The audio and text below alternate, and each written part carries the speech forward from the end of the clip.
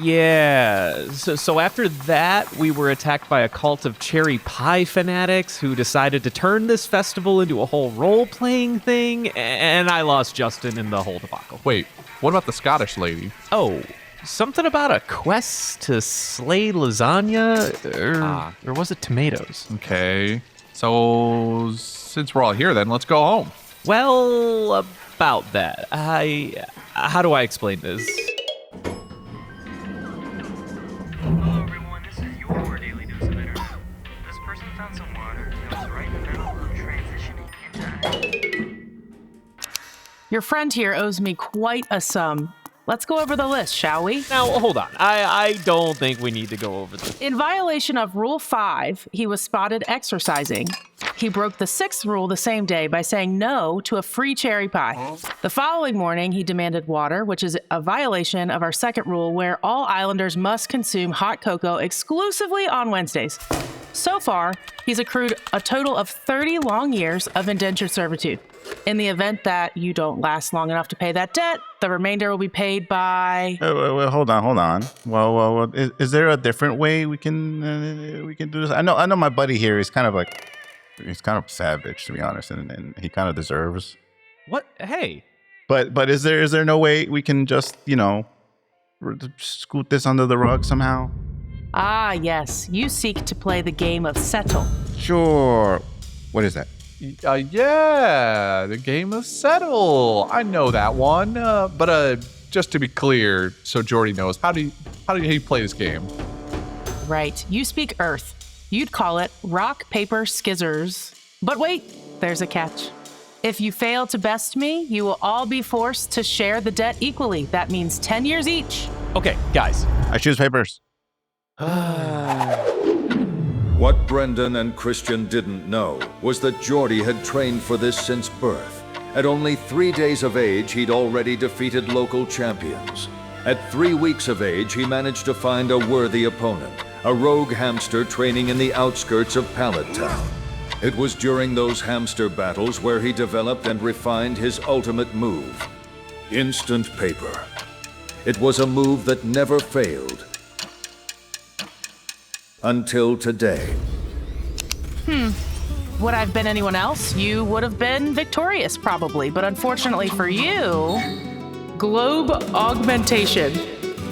What no one expected in this moment was that Lindsay had already seen this move. On a brisk autumn evening, she spotted a hamster in a tussle with a group of raccoons. As she was about to intervene, the hamster sharpened its senses and dealt a single blow, knocking back all the fluff balls into orbit. For 3 years, she replayed that move in her head until one day she understood. It was a bluff. She admired its simplicity and then developed her own counter move. I chose the unbeatable rock.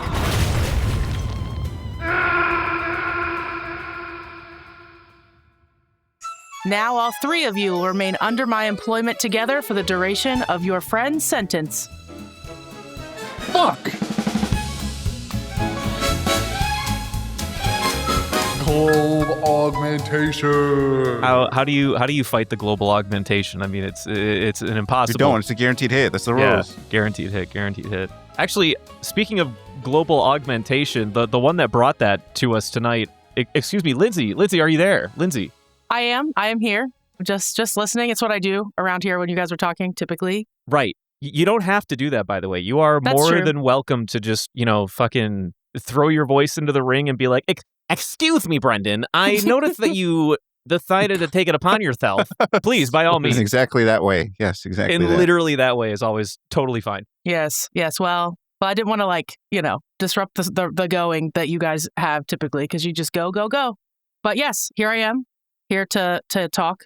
I am a pretty good yapper, so this is a... Are you sure about that? Because you're sounding very robotic to me right now. Brendan, it's fine.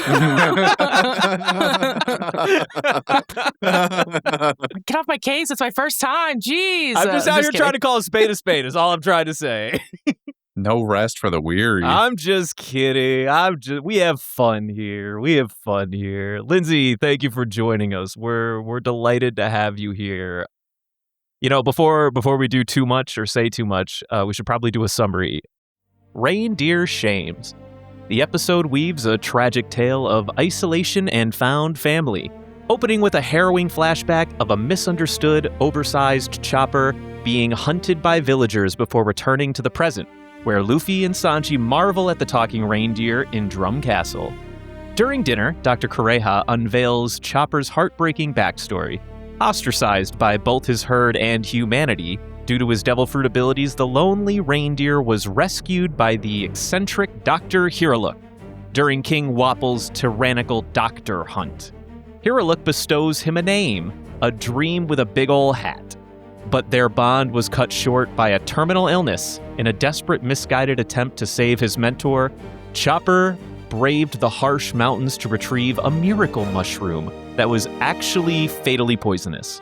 Knowing the devastating truth, Hiriluk ate the lethal soup anyway to honor the young reindeer's heart before taking a final stand against Wapol's forces. Luffy honors that legacy by taking Dr. Hiriluk's cherished pirate flag, which Chopper had fiercely guarded in a treasure chest, and uses his rubber abilities to hang it proudly on the wall, showing Chopper that such an important symbol should be proudly displayed. While this touching moment unfolds at the castle, a dark storm brews in the town below. Miss Wednesday spots the ominous Miss All Sunday lurking in the shadows, confirming the crew is still being tailed. When the town's head guard Dalton steps forward alone to investigate a mysterious plume of smoke, he is brutally ambushed and shot with arrows, signaling the disgraced King Wapol's violent return to reclaim his kingdom. Dun dun dun. Bum, bum, boom. It's true. And I'm still hanging on the cliff. I haven't watched it since. I don't know what's going to happen She's next. still on the cliff. We actually, Whoa. listeners, we are bringing Somebody help her. We're bringing this episode to you live from the edge of a cliff. We are not helping her. She is still hanging there. As But I my look over fingers, the I edge, can't hold on. I can't hold on. So strong.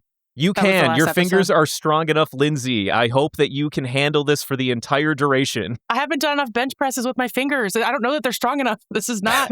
Bench presses with Whoa, fingers. wait, the fact that she knows about finger bench presses makes me think maybe she is strong enough. I'm telling you. Anyway, Lindsay, I know that you're Brendan. hanging off a cliff, and I'm sure your fingers are getting tired. I am. And it's a little rude that you haven't offered to help me up, but And that's okay. I continue to not. So Mhm. anyway, while you're here and while I have you, and I hold this microphone in your face. Oh, don't grab my microphone. While I hold this microphone in front of your face, do you mind telling the audience how are you enjoying the series thus far before we get into the current episodes? I think I'm enjoying it. I have not watched the whole thing. I stopped here because when you guys did this last time, like I would say last year, but it's been like freaking 3 years. It has, yes. I noticed that they, you always would say like, well, guess we'll find out what happens. So I wanted to stay true to that. So I haven't watched the last episode. I'm proud of you. That's why I'm hanging off this cliff. So Mm-hmm. I'm liking it. Season 1, I felt like did a really nice job of like kind of establishing, and it wasn't as silly, which is, something that I really love about One Piece in general. It's just kind of like a silly, goofy show. But I think that it had to be a little bit more serious because it had to be palatable for people that are not as familiar. And it's also like real life. Well, not really, but you know what I mean? It's live action. And at the time I said, well, it's probably good that they didn't lean too heavily into the silliness because I don't think it would have translated well. I think that season 2, they're leaning a little bit more into the silliness. And I'm kind of about it. Like, I think it's good. Sure. I'm appreciating it. So now sometimes it's a little bit like cringe to sound like a Gen Z person, but like it's nice. I kind of like it. It feels it's not totally true to the spirit of the original in terms of the jokes, but it's still good. I like the effort there. Well, I'm glad to hear it. Glad you're enjoying yourself. I would be an absolute liar if I said that I have not been smiling and having a grand old time on basically every single episode that I've watched. I think my lowest point so far has honestly been Loketown. Mm-hmm. Everything else for me personally has been an 8 out of 10. Yeah. Going into today's episode, so, you guys, we knew what this episode was going to have. We did. We were very keenly aware of what we were in for. I gotta ask, how do we feel about everyone's possibly favorite doctor ever shown to us in this series, Dr. Hiriluk, and his adaptation, and his actor as portrayed to us in this particular episode? Please give me your thoughts. I feel. Oh boy. Oh no. I feel pretty good. I Okay. was gonna say, I didn't like that tone. I didn't like his tone at I first. don't was like his wait a tone minute. either. Honestly, I was very scared. Tony Christian over here was not Yeah. leaving me feel with a lot of confidence. Tony I'm gonna Christian. break the bandage. I enjoyed everything up until the final moments. Up until the final can you expand on that? Which final moments and why? He lacked gusto in the final moments. Okay, we can talk. I don't know if this is the time to talk about this, but I Sure. also put in my notes that I wish that he had shouted, "I had a marvelous life." It was a little subdued, but it's okay. Like, it's fine. Interesting. It just felt a little, I mean, not that it was lacking in passion. I just was like, okay. I just was really hoping to hear it. I disagree. Oh my God. I think they did exactly what they should have. And I'll tell you why. Okay. No. Oh, boy, here we No. go. Here's why. Because they tried this already with going with the boisterous version from the show back in season 1 when Luffy told Nami that he was going to help her outside of Arlong Park. That sucked. Wow. Oh no. It's the same like shouting directly into the sky, some phrase that like on its own is kind of like cool, but when you shout it like that in this way, it kind of makes it So look, that weird. was a russet potato they tried to air fry, and then it came out all weird because you're not supposed to do that. It's a big ass boy, here we russet- go. This was prepared. This was a fingerling potato, easy to cook, much easier to cook. Yeah. It could have been done. I don't think so. I think we tried this and it didn't work, and they read that from people and they fixed it. You said they did the thing they should have done or whatever, and I agree with that. But I should be eating my vegetables, and still I choose not to sometimes. Okay. It sounds like you're not the audience for this bit entirely. So like fundamentally, you agree with me. You're just contrarian again. No. I'm saying I can see your point of view in the fact that okay, let's subvert expectation and go more subtle. But it would have been tastier if they went for the French fries. Right. And I hear you. But you, it would have Christian. been bad. No, I hear you in what you're saying, but I also think that from start to finish, that scene, they subdued the whole thing. It's inside, first of all. They're taking place inside the castle, That's which true. is fine. Yes. And it's fine. It's a choice they made. I'm not mad about it. I'm just saying that right before I watched this episode, Can I ask you to get mad about it though? No, I can't. But, All right, well, I tried. Yeah, you tried. Lindsay's not here for the emotional position. Well, I She's am. only here for the analytical. Oh, okay. I'm so sorry. No, Excuse me. I mean, this is Chopper's backstory, Brendan. What do you mean? This is Well, exactly that's where what I'm here at. for. I'm like, let your emotions fly, and you almost sound like you're trying to restrain yourself. Oh my God. Okay. So Continue. listen. Yes. No. Yes. So Yes. I'm not necessarily mad about it. Like, I can appreciate that being the direction, but I'm just saying, like, I watched the anime right before and I hear Hiriluk screaming, I have had a marvelous life I heard it in my sleep. Okay. And it just rings in my ears. It's just so iconic, for lack of a better term. And so it was just it just kind of was fine. Like, it was there, it was fine. I don't know if I would have preferred if Hiriluk had more gusto or not, but I do agree. Maybe it did lack a little bit of gusto. Could he have had more gusto? And I would have liked it? Probably. I want to make sure I am very clear. I did not dislike my man's interpretation of this monologue at pretty much any capacity. This dude was one of my favorite highlights in this entire season. The guy who played Hiriluk is a fucking all-star as far as I'm concerned. No, he nailed it. Yeah, exactly. And let me tell you something. I know you guys have talked ad nauseum about the wigs in the show and how bad they are, but I got to tell you, good. they sold me with Hiriluk. If you told me that was his real hair, I would totally believe it. Okay, it was so good. I don't get it. Why can't they make them all look this good? It was perfect. Why can't every wig look this What good? the fuck?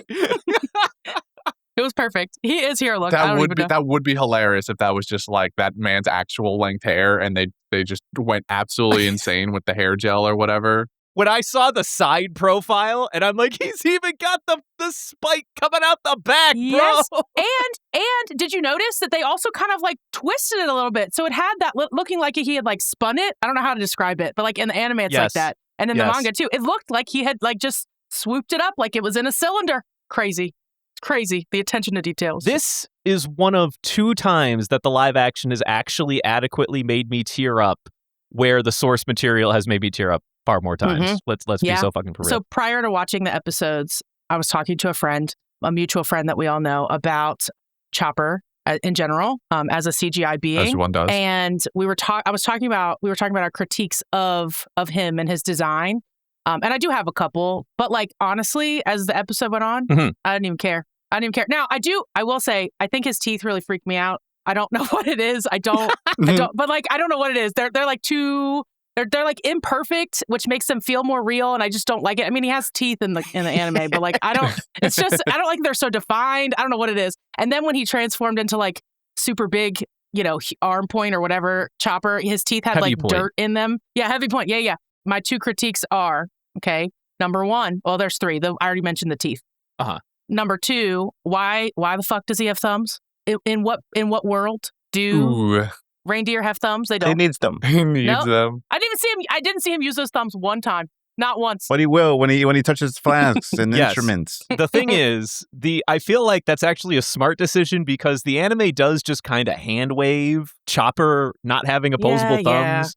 Okay, And fine. Hit me with the logic, Brendan. Yeah, Jeez. like this does give the writers like an opportunity to be, oh, what if he's like moving, vials or, like shots or something like that in the future? Like that kind of makes So sense. then I raise you my 3rd critique, and that Sure. is that why do his antlers have fur on them? Because that's what reindeer antlers look That like. is technically how reindeer antlers look Are like. you serious? I Yeah. thought they were just bones. Go look up Santa's sleigh. I promise you. Oh boy, Oh, right. Duh. Santa, because that's real. Yeah. Santa. Yeah. Okay. Wait, Santa's not real? Oh, sorry to be the one to break it to you. Oh no. Yeah. Ironic considering the kind of motif of what the actual show, the regular show, looks like, because they make a very Santa-esque thing happen with Kureha. I would like to bring a petition to the stand. Yes. Go Okay. on. I say we do a Sonic movement and start petitioning to them change the human-looking Chopper, the big one. Yeah. To what? I do not like it. I Okay. do You not don't like it one at bit. all. Here's where I stand. Not one bit. We had not enough time with Heavy Point Chopper. I know That's how true. you feel, but where I do also want to simultaneously give some grit, he is supposed to look weird and freaky. Like if you Right. saw a motherfucker that looked like that, would Mhm. you not be a little like concerned? Right. Well, and I did see a meme after the design was released, and it said, some of y'all just missed the point of his backstory now. And then I felt convicted. I felt moved. I went, oh, you're right. Maybe I did. Yeah, no, he definitely grew on me. And I mean, he's still just freaking cute, but that's not I the think point of Chopper. I But- went through some waves with live action Chopper. I think when I first saw him at the end of last episode, something about seeing Chopper do anything and then seeing Luffy and Sanji's reaction. Actually, Luffy Oh, yes. starstruck me last episode where Yes. I almost cried just watching him be excited at seeing Chopper. Me too. I too, was excited honestly. to see Yeah. Chopper So because good. he was excited to see Chopper. He was like, what are you? Yeah, Oh my I gosh. His loved eyes. that. Oh, yeah. That was gold. Also, side note, this is a previous episode Yeah, sure, conversation, sure. but why was he like overly fit? I said, what is this? I don't know about overly. I think Okay, well, I they're feel all- like they just He's came. got like a lean build. Okay, but like I just was expecting it. This is a noodle boy. I was Well- like, where did this come from? I was caught unawares. I said, oh my. I'll be the one just to say it. I think I wasn't committed to CGI Chopper at the front end of this episode, but it really did grow on me by the end. Yeah. I don't know, something about it felt a little off, a little uncanny, and then slowly as like he's in his hospital bed and Hiriluk's taking care of him. I think when Hiriluk started interacting with him a little bit more, it started to like sync with me. You know what it is? I noted this in here because there were questions that Jordy had sent me ahead of time, and I categorized my notes into these questions. But I didn't even feel like he was acting around a CGI reindeer. Like I felt like he was doing a really good job of like. I Yes. felt like he was looking at him. He was making eye contact with him. Like I believed it. Like it was very well done. He did a great job. Mm-hmm. Yeah, I agree. The first scene with Luffy and Sanji as he like closed the trunk and whatnot, I don't know. I was like, it's like, damn, okay, you got the hands after all. I didn't know you had it in you guys. Wait a minute. Something about it like really clicked with me, but only when I had more exposure to Chopper like actually interacting with people. With the most expensive version of Chopper, which is kind of concerning. Might mean Give me that Muppet Chopper. yeah, I also kind of okay. Listen, this might be my other hot take. I think we need to be okay with Muppet Chopper. If Muppet, I don't know if they have a Muppet that they use as a stand-in for some of their. I assume they have to or something. I think we need Muppet Chopper. I saw Project Hail Mary recently, and if it showed me one thing, whoa. it proves to me that a Muppet in live action can fucking work. Now, also, they might use CGI to touch up some of the spoilers out of here. Get the Listen, spoilers out of Get here. a load of this guy. Get a load of this guy. All I'm saying is, I think I need Chopper. We need to avoid the scenes, and this is just me personally, and I know it's a tall ask. I know it's the greedy ask. The scenes where Chopper is not actually interacting with people are the scenes where I am most uncanny valley. When he's interacting with people, they nail it. And I need them to only have those scenes going forward, or it brings me back to uncanny valley Chopper. That's my thoughts. Christian, what did you think? I like this Chopper more than most of the other CG stuff we've gotten so far. Oh, interesting. I would say Chopper is better than Laboon, to be honest with you. Dang, really? I don't know. I was looking at scenes where Chopper was directly interacting with people, and it just felt like it was smooth. Like there's the most notable for me was the scene where Hiriluk is giving him a hug after he gives him the Amyodake cure-all mushroom, and it looks like the hat is interacting with Hiriluk's cheek in a way that is believable. So as far as I'm concerned, both Little Chopper and his middle reindeer form looks pretty good. Now, I mean, I agree that Big Chopper is kind of leaves something to be desired, because then they go, oh, okay, well now he's human sized. Let's put a real human in a suit now and make it furry and give him hands and stuff. Better yet, put Dwayne The Rock Johnson in there. Put Dwayne The Rock Johnson in there. Dwayne Johnson. Please don't. The episode was good. Honestly, I think this episode had me more entertained than a lot of the other last couple of ones. This is my favorite episode so far in this season. Like, it's good. I mean, I have notes, but like, I have 3 8.5 by 11 pages of notes here. But oh my goodness! But I just want to be as thorough as possible. I'm a little bit of an overachiever. How did you come by so many notes? Oh, Christian, I'm so glad you asked. So I oh boy, what have I stumbled into? So I think I've mentioned this before, but I have been watching the live action with my mom. She will not watch. Well, she hates the anime, which is blasphemous, but that's neither here nor there. So she will watch it with me. I think it's because she thinks that everybody in the show is hot, which is a factual statement. True. But before, like the day we sat down to watch it, I said, I need like an hour and a half. I'm going to go watch the anime real quick. So I did that, and I took notes on that. And it's episodes 83 to 86, in case you're wondering. And then I stopped there and went out and watched episode 7. And I took my notes while doing that. And then I let it sit for a couple of days, just let my brain really process. And then I watched it again yesterday. And I filled out, I was specifically looking for quotes, but then I found other things. And then I went, and then I was like, if I was really thorough, I would go look at the sacred text. So then I got the manga out. So if I was really thorough. Oh my gosh.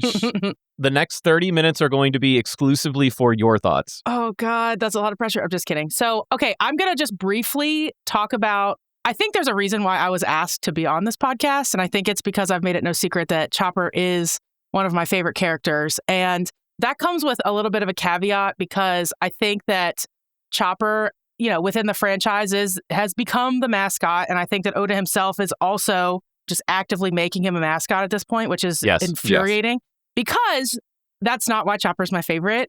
Chopper, I love a lot of things about Chopper, and a lot of them start here. So with that being said, I did want to point out a couple of things about Chopper pre the live action that I personally just really like about him. So I made a list. I'm not going to read them all. There's a bunch of things on here, but I'm going to try to do like top 4. So first of all, this is in no particular order. I am obsessed with the sound that Chopper's hooves make when he walks. I would love to listen to that at all times of the day. Like, I think it's so cute, and the live action did miss me on that. So, but that's okay. It's not a deal breaker for me. We need more clove. What do you call it? Yeah. Cloven hoof. Cloven hooves? Yes. We need more cloven hoof sound effects on ground. But specifically his. It's this cute little point, point, point. Oh, it's just so cute. It's so cute. Anyway, okay. I also, Chopper's whole thing leading up to where we meet him in the anime, and then the theme of him kind of as it unravels is, he has this whole feeling of being an outcast. It's Rudolph the red-nosed reindeer and all of that. But that is something that I personally, growing up, felt very heavily growing up, because you might not know this, but I am canonically 9.5 feet tall. So I always Hell yeah. stood out. It's very hard. And so it's a really lonely kind of feeling. And so, Yeah, sure. Chopper's former pack mates are like gigantic pieces of shit. So like, that's fine. But like, then he just kind of continued that. And so it just really, and when you're in a situation like that, sometimes it's easy to be like, maybe these aren't my people, but let me try finding new people. And so he does this, and he's continually met with like rejection. And he was just a baby.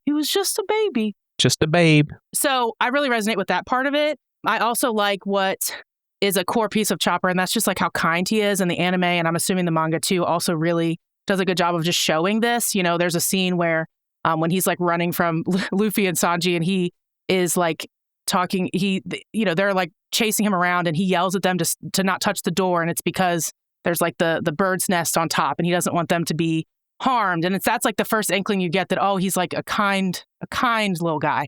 And so that just kind of, and obviously that's a core part of his character. And then also, I do believe that Chopper's experiences have just truly made him a man of principle. I think that he's unwavering in his beliefs, and I really respect that about him. And I think that this mascotization of Chopper is a crime against humanity, because he is somebody that follows his goals. And I really appreciate that about him. So anyway, all that being said, I think there's a lot of things from what I just said that they did kind of capture in this episode. But did you guys catch, I'm sure you did, Hiriluk whistling the Tony Chopper song? Because I screamed. Is that what it was? I was trying to fucking parse what he was humming. Baby. Yeah, I Tony, screamed. Tony And then he Chopper. was singing it later. It was the cutest shit of my life, okay? Because also, if I had a nickel for how many times I am whistling that song, I wouldn't need to work. Hiriluk's bedside banner is much better in the live action than in the anime by far. It's not as funny, but it's a lot nicer. Also a little true. Yeah, that stained glass window of Wapol's likeness was gross. That's all I put. Dalton's hair was something. It's jarring, but it's also exactly what it should be. I don't know how to describe that. I wish Dalton was a bigger man. Okay, that too, but I'm talking about his hair specifically. No, that's fine. I'm cutting in here just on that one specific thing, because they did the same with what's his face with Laboon. Crocus. Thank you, Crocus. Except worse. Crocus was worse. Okay, next couple things, and then I'm going to stop, and then we can because I know we have a list of things actually talk about. So I'm just going to take, I feel like I'm really monopolizing this. So You're fine, Lindsay. You're here to monopolize. That is your purpose. Perfect. This is my life stream. So okay, I also in general just thoroughly enjoyed the costumes for this entire season, and this episode they were spot on. I went and checked. That's what I went to the manga to check. I cross-checked every one of these. Can I cut in, please, briefly to just mention how infatuated I am with Wapol, of all people? Right. Mm-hmm. I don't know how they did this. This weird metal mouth probably got the best costume No, I won't say the best. Mihawk's is pretty 1-to-1. Yeah. He got one of the most inspired and interesting translations that reads perfectly of all of the options that they had available to them. The way his mouth moves when he talks, you think would just not work, but it works. I want to know how they did it. It's so I don't know how they good. did either.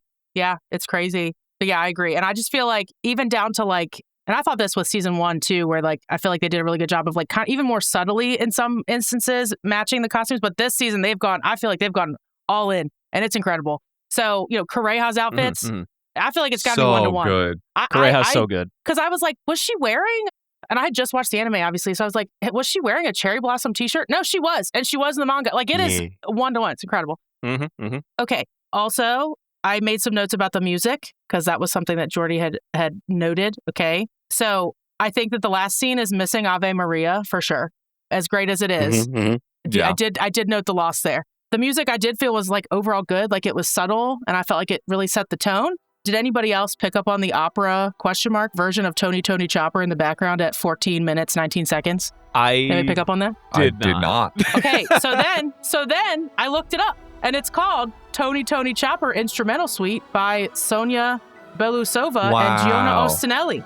Yeah. Crazy. Yeah, and it goes, Tony Chopper. It's just on repeat. Yeah. And I think that's basically it. I also said that Kureha, I At first, I felt like she looked too young, but I think that she did a good job with like her attitude. Like I did. I liked her. Yeah, I thought she was good. So, but also, Can I just point out that I know Dr. Correa very well as the voice of Leela in Futurama, and to see her just, being an actress. She's also in 8 Simple Rules and Shameless, but you guys ain't going to know those fucking shows. I did know 8 Simple Rules, actually. My mom clocked it. I want you to know that. So. Really? Mm-hmm. And I don't remember her in Shameless, but Shameless is good.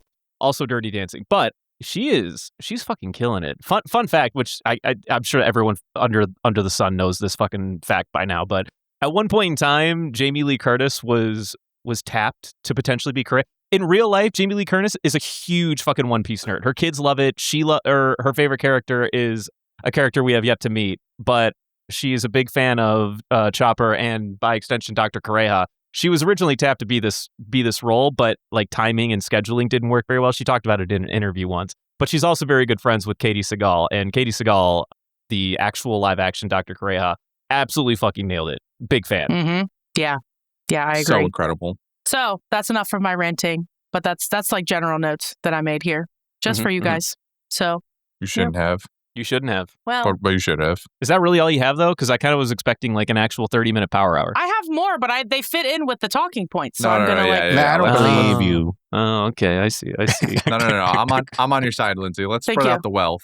Yeah, exactly. Can I actually mention, looking at the talking points, one big change that they did have, actually coming from the start of this episode, was the reaction between Luffy Sanji meeting Chopper. Maybe this is a hot take. I like this change. So, by extension, the way that their relationship unfolds when they first all meet each other is Luffy and Sanji are basically chasing Chopper around the castle, begging to grab him so that they can eat him into venison soup, which they do kind of like make a subtle nod to. Yeah. And I also would like to just point out that I had written this down too. So they have that conversation where, Luffy's an idiot. I'm sorry, he's a moron, canonically. Yes. Are you a bear or a person? Which is funny because he does kind of look like a teddy bear. And Sanji's like, I think he's a raccoon or something. I mean, if raccoons could talk. And then later. and Luffy says, don't 2 legs and a top hat make him a person? And I laughed because I was like, isn't this the 3 kids in a trench coat meme? Like, is this where we're going? I don't know. Can I go deeper with this joke? So I really like that at one point Sanji asks if he's a raccoon or something. And then later when they ask Correa, like the story about Chopper, Luffy opens the conversation by saying, so what's up with your dog? Meaning they found a way to fit in raccoon dog as a joke. Incredible. I wanna cut us to they made one particular change when it comes to Hiriluk forcing Chopper out. Yes. How do we feel about that one? Because I think that I'm a little surprised they did it, given how visceral, graphic they've been across the whole season. So I'm wondering what the reason is for this change in particular. So for the audience, in the anime, we get basically the same stuff, except in addition to what we see of like Chopper banging on the door, he injures himself on the head and then trying to convince Hiriluk to bring him back because now he needs to be a patient again. And then following immediately after that, Hiriluk, instead of just berating him to chase him away, he shoots a gun in his like at his feet or towards him. And thus, triggering the same sort of reaction out of him that he got at the very beginning of the arc when he was being chased by villagers with guns. Is it, at the end of the day, the biggest deal? No. But I think it takes a little bit of the impact away from the course of events by the fact that they didn't do that. I don't know. I don't know that I have an idea as to why they did that or why they made that choice. I did note it was still difficult to watch, like emotionally, because it's like sad, Yeah. I wrote, I think I would have hated it if he got the gun out like in the anime. And I think maybe it's because I just was fully buying. I was fully bought in to this little plushie that just wants to be loved so bad, and he wants like a place to, he wants a place to belong, and then of course Hiriluk is like turning him away and keeping information from him. But I think I would have cried if he got the gun out because that seemed a little too cruel. And maybe it's because it's like, I don't know. It is too cruel. I think it would have been a little bit more visceral for me if he had gotten that out Yes. after we just watched him get shot at. So I don't know. I don't know. I think I want more heart-wrenching, but I'm not... I didn't necessarily need it in this scene to take away the same point. Even if I didn't take away as many tears, because I would have taken way more tears if I saw my boy smacking his head against a tree. Oh, definitely. Yeah. But it might take away some of the real emotional depth of Chopper's struggle, which is something that we lost out on to some degree. Those are my thoughts. Y'all keep going quiet every time I finish talking. Okay, what can you guys just like fucking talk or something? Jeez. All right. Well, can I talk about something else that was Yes. left out? Do whatever By you all want. means. Something plot-wise that I dislike about this adaptation, and you guys feel free to tear me up for it, but they like omitted pieces of Chopper that admittedly like weren't like a ton of screen time in the anime and like a ton of panels in the manga, but like they omitted pretty much all of the visuals of Chopper with his biological family. And I feel like that is something that adds a lot of depth to Chopper's behaviors I in agree. the flashback and present time. So like I noted here, like in episode 6, the previous episode, there's that interaction between Nami and Chopper. In the anime, she basically, there's an interaction between Chopper and Nami where they didn't include it, where she basically says something like, you know, I don't know if she asks if she wants them to come with them or what, but he basically says, but I have a blue nose, because that's still such a huge thing. Like my it's heart. such a huge thing. And his cute little voice is so sad and forlorn and pitiful.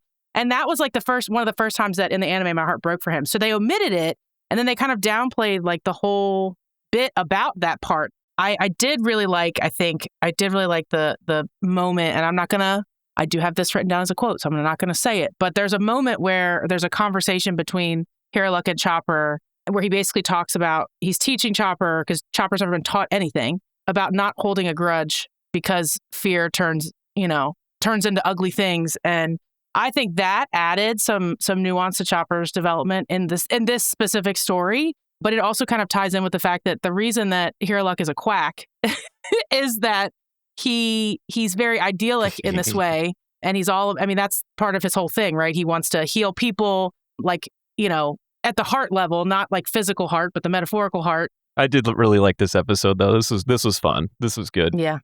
I'm here for this episode more than a lot of the other ones. I found myself enjoying more of this than a lot of the other episodes. It's one of my favorite early stories. I think they did all of the right things for the most part, with some exceptions. And I think I'm hopeful. I'm boosted by a little bit of last episode and the hope that I saw from Wapol being an actually compelling character. Right. And so Wild they managed to make that happen, by the way. fucking tell me about it, dude. You should have heard me last week. I know. It's like, I feel like it's like snowing outside right now. Like, this is crazy. I never thought I would ever hear the words Wapol's a compelling character come out of Christian's mouth. That's crazy. How did they make Wapol work? They did it by just giving the villains a couple extra touches of crazy, and that's all they needed. Yeah, that's fair. I see that. Isn't it funnily enough they gave the main characters a touch more sanity? Yeah. Shit, man, he's kind of onto something now that I think about it. Yeah, honestly. Except Wait a for minute. Luffy. Luffy's kind of the same still. Luffy's very much the same. I would agree. Yeah.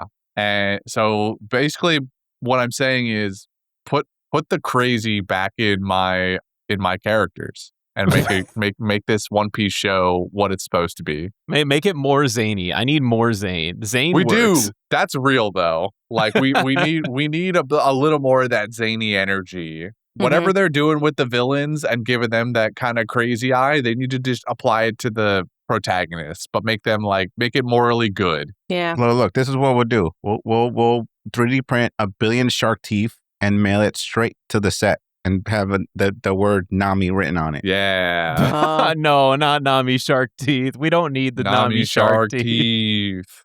Imagine one day they find a way to throw that in as like a throwaway like gag when they're just like chilling It's on the probably gonna be boat. something silly, like they're at a costume shop, and then she puts the teeth on and goes, "Look at me!" Yeah. That's kind of enough. That would be funny though. That's kind of enough for me. Mhm. I'll be Tristan's honest. like, actually, that's a funny bit. I'll That's throw pretty it in. big. That's pretty big. But no That's pretty more. big. But no more. Don't do anything else with them. Like, yeah, that's it.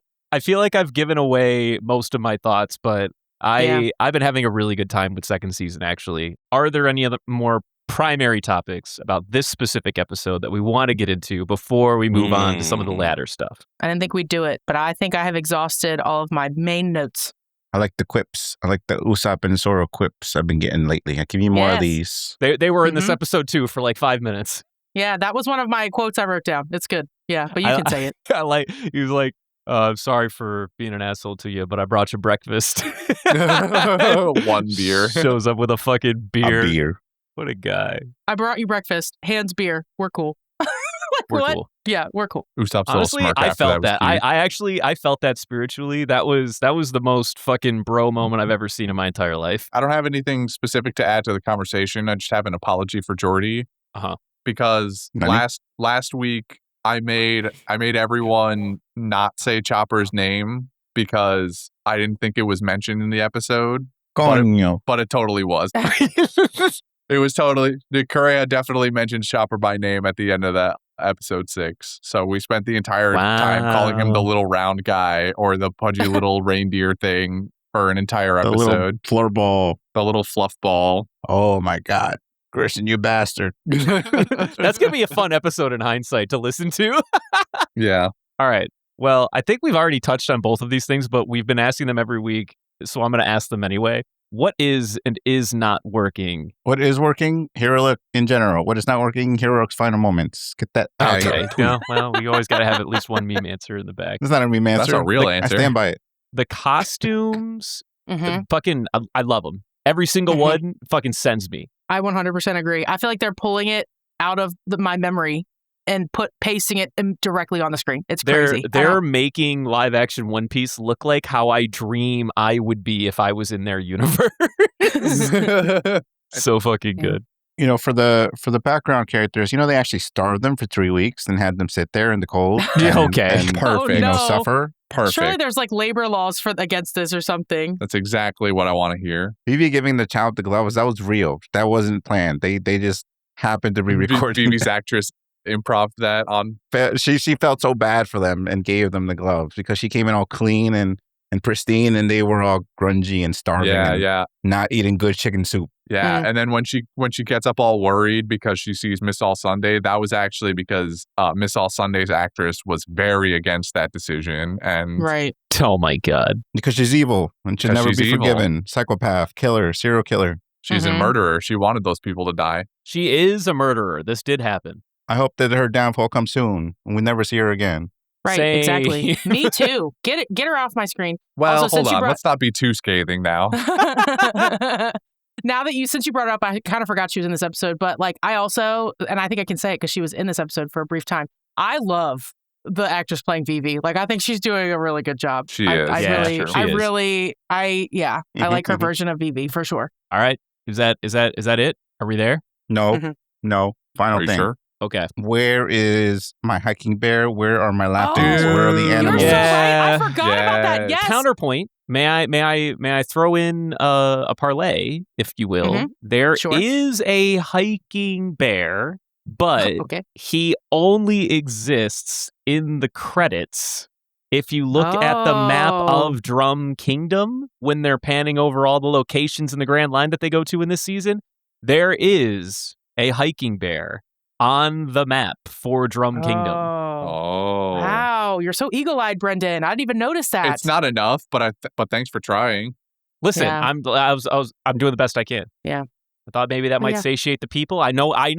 Listen, I agree. I know what's want also on hiking that bear. map? What's up? You What know else what's is also on the map? map? What's that? The One Piece. And yet, I still don't know what it is. Okay. Well, well, listen, I can't help you there, buddy. All right. Moving on. Next week Okay. is going to be episode 8, the end. We've done it. We've made it to the end of season 2. Like I said, I've Wow. had a very good time. I'm looking forward to this final episode. Moving on to quotes. Who has quotes? I have them, but I'll go last because I hope that you all take most of these. No, go first. You should go first, please. You're the guest. You're the guest. Oh my God. These people are going to get so sick of hearing my voice. I feel like I've talked this whole time. Nah. So I said a couple of these, but I did note this is like more sad whenever at the beginning when Sanji and Luffy are like doing the whole, is this a bear person? And, raccoon, whatever.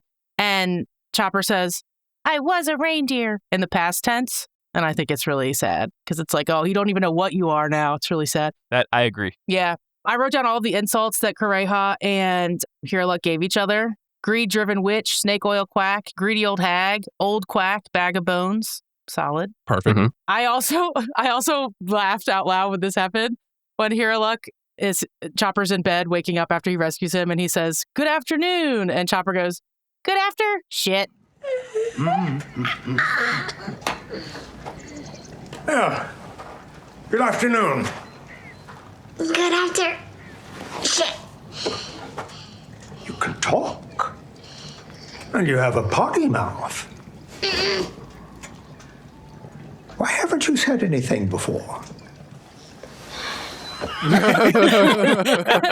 then Hiriluk calls him a potty mouth. It's so funny. And then I am going to say this one that Hiriluk said to Chopper that I mentioned slightly earlier. When Chopper says, you want to save the people who shoot abominable snowmen? Listen to me, Chopper. Don't hold a grudge. After years of living under a cruel tyrant, the people of Drum are broken. They've given up hope that things can change for the better. And once people lose hope, they give in to fear and shoot at monsters and choppers. We need to give them their hope back. How do we do that? We never give up on them.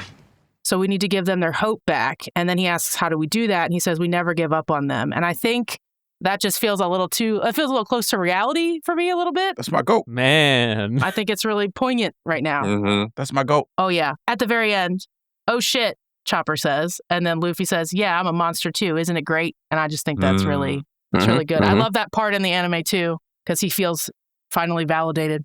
Yep. I will Anyway. say, anime does this one, but does a little bit better. But I'm glad that it's included. It's an Yeah. important Gotta include point. it. You gotta include No, I agree. But I like that Chopper curses in this one too. Yeah, I like body I mouth think Chopper. that's an improvement. I think that's an improvement to Chopper's character. Does he curse in the dub? No, he doesn't at all. No, he doesn't. He's a baby. What do you? Yeah, what do he's you a- mean? No. Hold on. He curses in the sub. Let's Nuh-uh. not.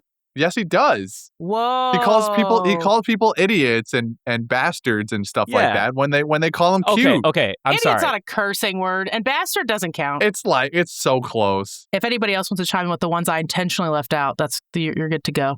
I have two. The first one, good soup. Good soup. Good soup. This is the best meal I have ever had. What is this? It's just chicken soup. It's a classic medicinal recipe. Want to stay here and live in this huge castle, Blondie? I'll make you my personal chef. Thanks. I'm good. Hey, doctor. Where was that dog? You mean reindeer? You mean Chopper? Why did he get so angry when it touched that flag? Nami said, this is the most delicious soup I've ever had. This is a delicacy. This is the greatest thing in existence. What is this? It's chicken soup. Chicken soup. Yeah. It's just good old chicken soup. Good Old soup. fashioned. The only other one is a skull and bones is a symbol against the impossibility. I will be the doctor that saves this sick country. That's why I hoist the skull and crossbones against any disease there is. Skull and crossbones? Yes! A symbol of faith. A rejection of impossibilities. Hoist this flag and fight like a pirate!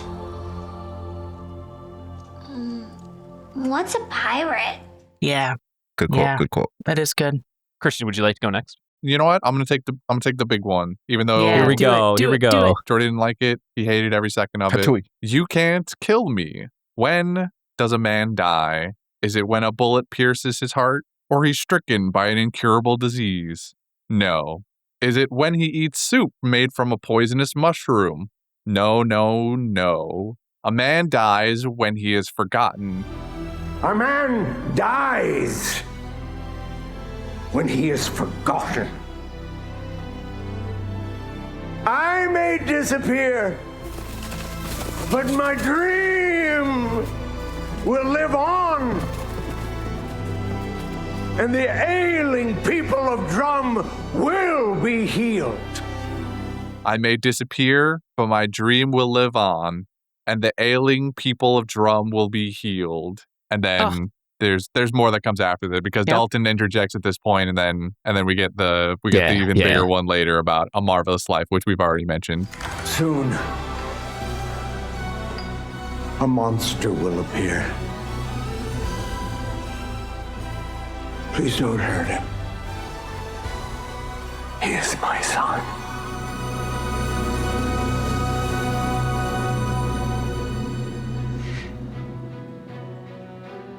I've had a marvelous life. Thank you, Chopper.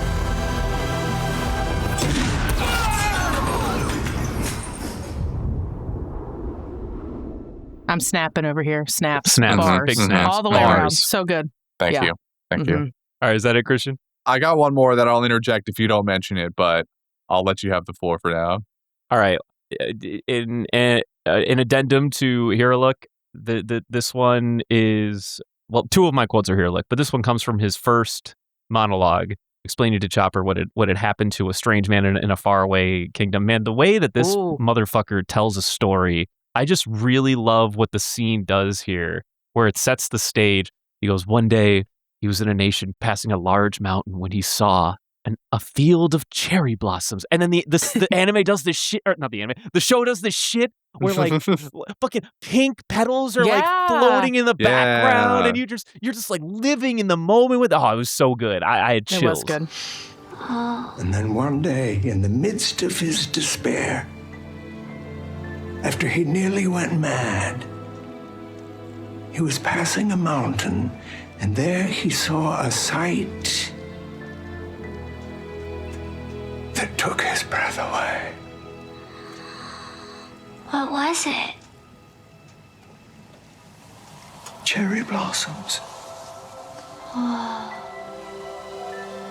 He'd never seen anything so beautiful? Fantastic. And then like he cuts back to reality and everything kind of dissipates or goes away, and I'm like, that was fire.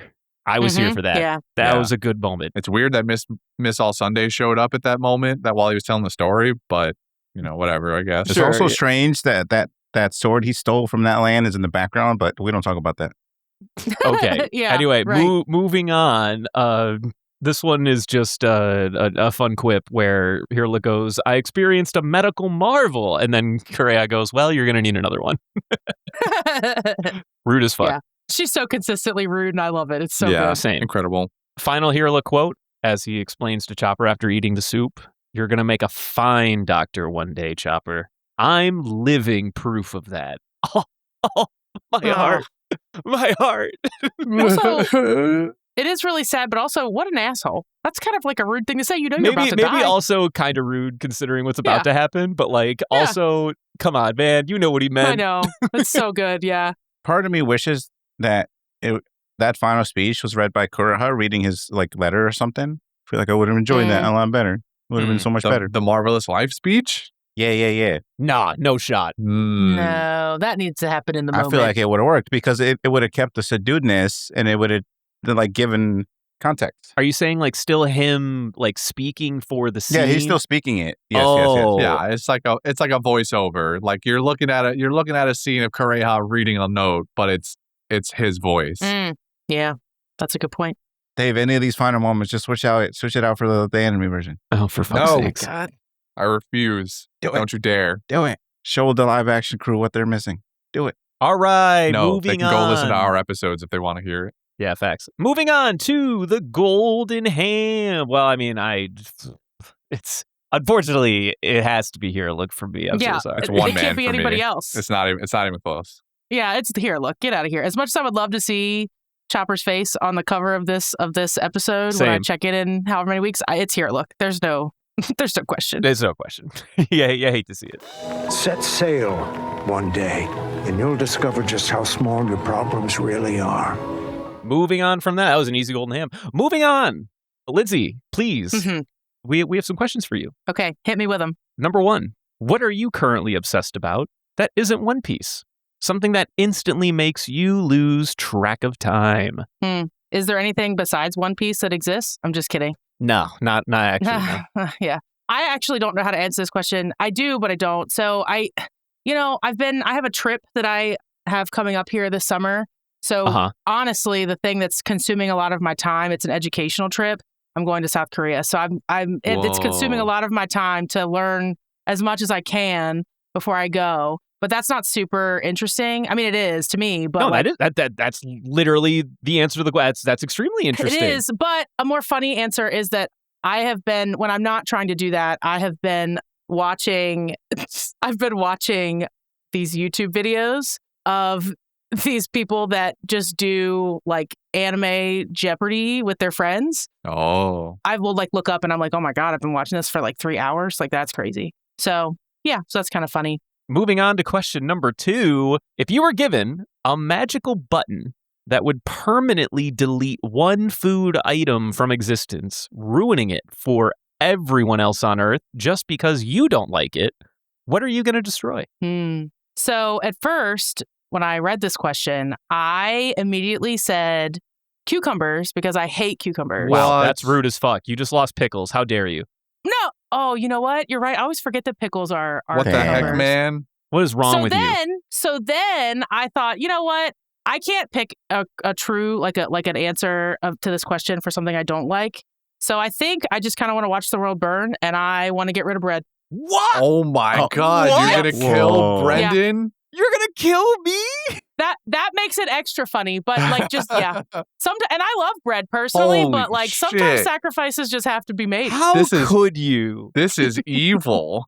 You know, I'm just gonna leave the podcast. Oh, you guys finish the night for the rest of yourselves. I'm out of here. I'm done. Do you hate bread? No, I love bread. Why would you get rid of it? You have effectively demolished so much. I know. You've destroyed the world food economy. I'm all for it. I can't believe 2 out of 2 because I just listened to the one with Panda that came out last week or this week. Yeah, I can't tomatoes. believe. She said tomatoes initially and then changed to something else. I don't remember what it was. Natto. Fermented Oh, it was soybeans. natto. Yeah, that's right. Yeah. But her initial thing of tomatoes, first of all, we had somebody else do something similar.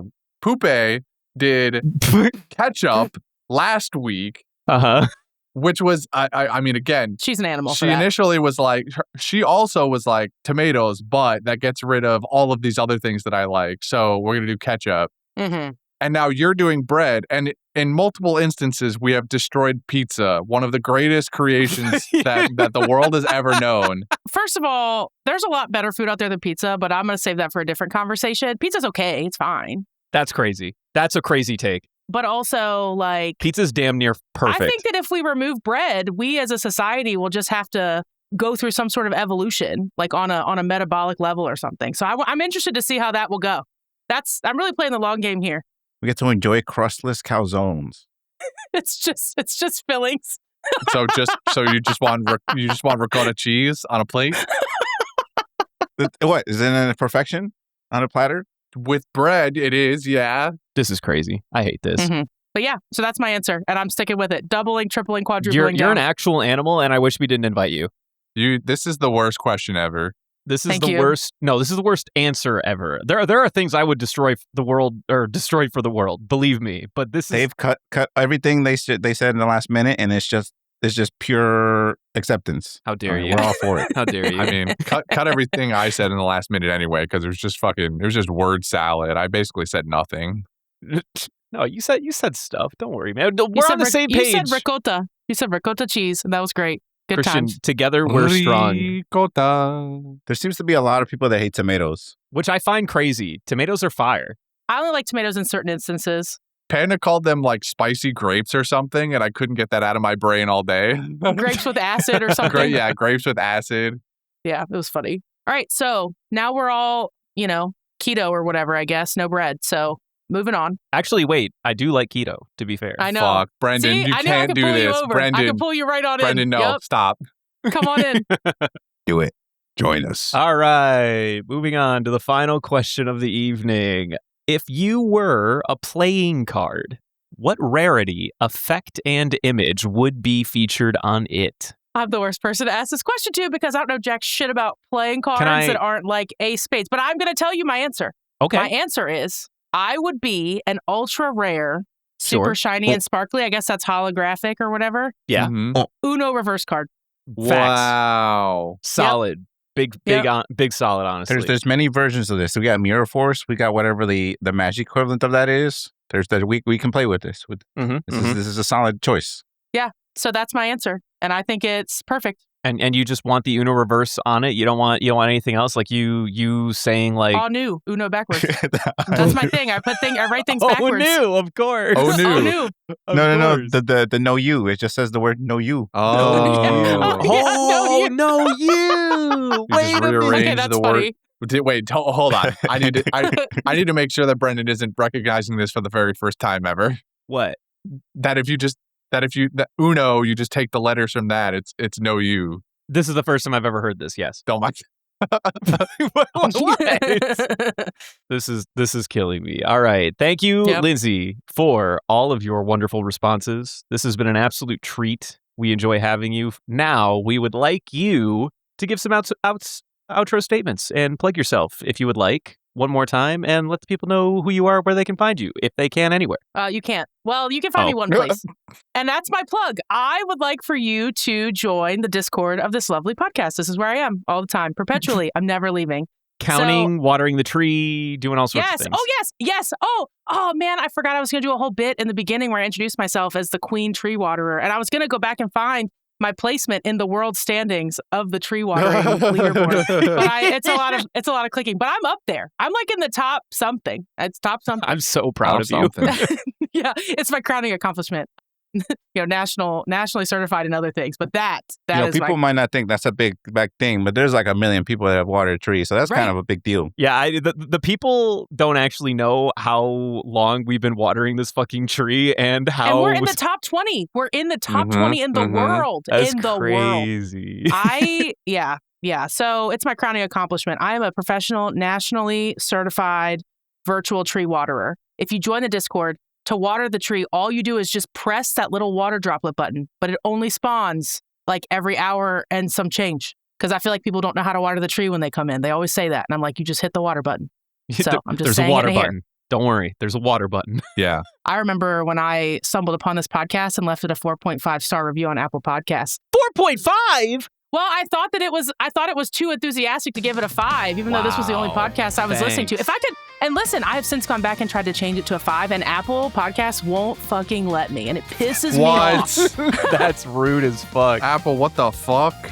I know. So instead, I try to give it 5 stars on Spotify every time I can, which isn't often. You've permanently gimped our maximum rating for the rest of time. And it's truly a plight on my conscience. I'm fine with that. You shut up, Jordy. You gave us a fucking 1 star and you fucking run half this shit. And then promoted everyone to do it. That's all I have to say. I have nothing to plug.